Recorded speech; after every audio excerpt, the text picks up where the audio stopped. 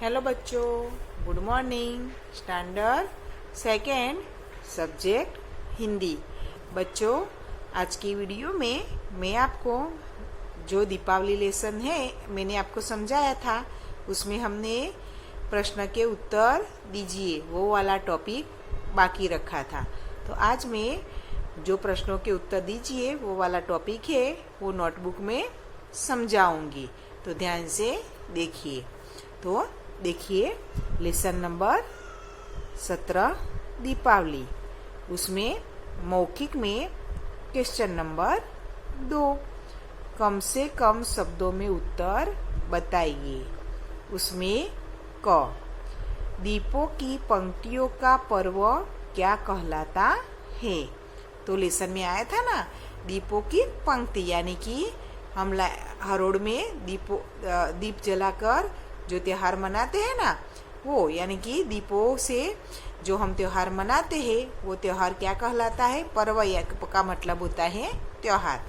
तो उसका उत्तर आएगा, दीपों की पंक्तियों का पर्व दीपावली कहलाता है, क्योंकि दीपावली का त्योहार हम दीप जलाकर मनाते हैं ना, दीपों से हम पूरा घर सजाते हैं।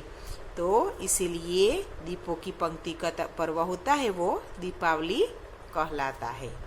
अब ख, दीपावली के शुभ अवसर पर किसका पूजन होता है। तो दीपावली के शुभ अवसर पर जो धनतेरस के दिन होता है वो हम किसका पूजन करते हैं उस दिन, लक्ष्मी माता का करते हैं ना, लक्ष्मी जी का पूजन। तो उसका उत्तर आएगा, दीपावली के शुभ अवसर पर लक्ष्मी पूजन होता है।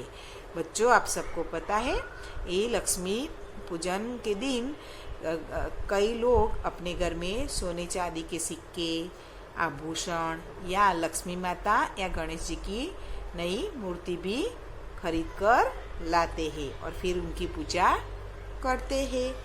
अब ग, आजकल किसकी समस्या है। तो उसका उत्तर आएगा, आजकल पर्यावरण प्रदूषण की समस्या है। आजकल हम देखें तो व्हीकल बढ़ते जा रहे हैं, फैक्ट्रियाँ बढ़ती जा रही है और उसके मुकाबले हम पेड़ों को काटते जा रहे हैं, यानी पेड़ कम हो रहे हैं। उसके कारण पर्यावरण प्रदूषण की समस्या बढ़ रही है। अब ग, पाठशाला में क्या बताया जाता है। तो उसका उत्तर आएगा, पाठशाला में प्रदूषण रहित दीपावली मनाने का तरीका बताया जाता है। तो आजकल जो प्रदूषण की समस्या बढ़ रही है उसके लिए, वो कम करने के लिए बच्चों को पाठशाला में क्या सिखाते हैं कि हमें प्रदूषण रहित दीपावली मनानी चाहिए। ये अब दीपावली के समय बच्चे जो पटाखे जलाते हैं ना, फुलझड़ियाँ जलाते हैं, पटाखे फोड़ते हैं, उसमें से जो धुआं निकलता है उसके कारण भी प्रदूषण की समस्या बढ़ती है। और ये जो पटाखों में से धुआं निकलता है वो हमारे स्वास्थ्य के लिए बहुत हानिकारक होता है।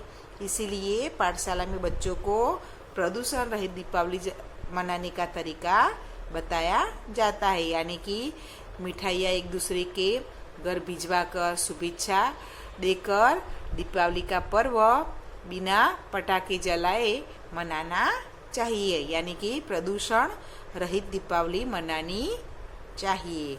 अब लिखित में क्वेश्चन नंबर 3, निम्नलिखित प्रश्नों के उत्तर लिखिए। उसमें क, दीपावली का पर्व कब मनाया जाता है। तो उसका उत्तर आएगा, दीपावली का पर्व कार्तिक मास में मनाया जाता है। किस मास में आता है दीपावली का पर्व, कार्तिक मास में। तो दीपावली का पर्व कार्तिक मास में मनाया जाता है। अब ख, दीपावली पर्व पर किनकी धूम होती है। तो उसका उत्तर क्या आएगा बच्चों, दीपावली पर्व पर नए कपड़े, पटाखे और मिठाइयों की खूब धूम होती है। तो हम देखें तो दीपावली के पर्व पर हम नए कपड़े खरीदते हैं, पटाखे खरीदते हैं और मिठाइयाँ अपने घर में भी बनाते हैं और बाजार में से खरीद कर भी लाते हैं। तो इन सब चीज़ों की खूब धूम होती है। अब दीपावली पर्व पर किन वस्तुओं का आदान प्रदान होता है? आदान प्रदान यानी कि एक दूसरे के घर देना और लेना। तो उसका उत्तर क्या आएगा? दीपावली पर्व पर मिठाइयाँ, मेवे, नमकीन का आदान प्रदान होता है। तो दीपावली के पर्व पर हम नई नई मिठाइयाँ बनाते हैं, नमकीन बनाते हैं।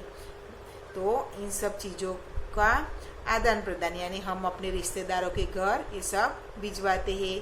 हमारे रिश्तेदार होते हैं वो हमारे घर ये सब चीज़ें भिजवाते हैं, यानी इन सब चीज़ों का आदान प्रदान होता है।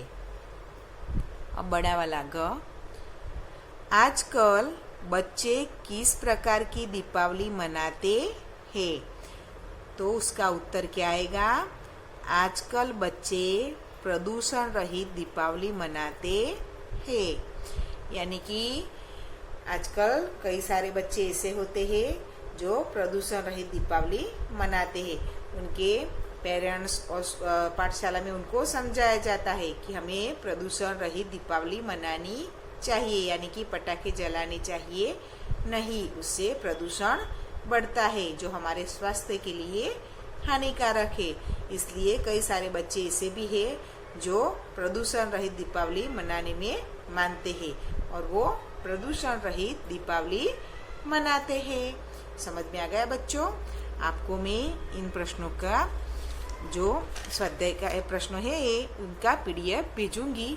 उसमें से देखकर आपको ये सभी प्रश्न के उत्तर अपनी हिंदी की नोटबुक में, जिसमें मैंने आपको शब्दार्थ लिखने के लिए बोला था ना, उसके नीचे ये सभी प्रश्नों के उत्तर आपको अच्छे हैंडराइटिंग निकाल कर 1 टाइम लिखने हैं और साथ में उसको याद भी करने यानी कि तैयार भी करने हैं। अब हम अगले वीडियो में मिलेंगे। गुड बाय बच्चों।